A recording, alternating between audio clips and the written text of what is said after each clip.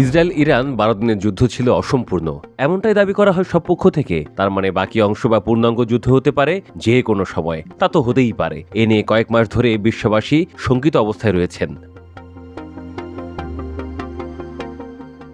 কিন্তু প্রশ্ন হচ্ছে, ইসরায়েল কি একা পেরে উঠবে ইরানের সাথে? বিশ্লেষকরা এভাবে বলছেন যে, ধরে নেওয়া যাক উভয় পক্ষই নিজেদের প্রতিরক্ষা খাত ঢালাওভাবে সাজিয়েছে, এরপরেও ইরানের অগ্রগতি অত্যন্ত প্রশংসনীয় ও মারাত্মক ভয়ঙ্কর। এমনিতেই ১২ দিনের যুদ্ধে শক্তির প্রদর্শন করে ইরানি ক্ষেপণাস্ত্রগুলো আবারও পশ্চিমা বিশেষজ্ঞদের প্রশংসা জাগিয়ে তোলে এবং ইসরায়েলের মারাত্মক দুঃস্বপ্নের দিকে দৃষ্টি আকর্ষণ করেছে। বিশ্বের সবচাইতে আধুনিক ও শক্তিশালী আকাশ প্রতিরক্ষা ব্যবস্থা ব্যবহার করার পরেও তেমন একটা সুফল পায়নি ইসরায়েল। তাছাড়া নিজেদের আকাশ প্রতিরক্ষা ব্যবস্থা ও রাডার আরও শক্তিশালী করেছে ইরান।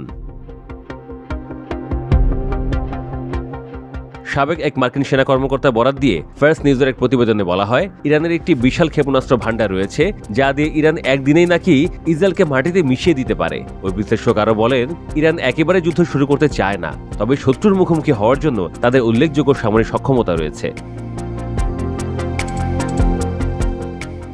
অন্যান্য বিশ্লেষকদের মতে ১২ দিনের সে যুদ্ধের আগে ইসরায়েল নিজেকে বিশ্বের সবচাইতে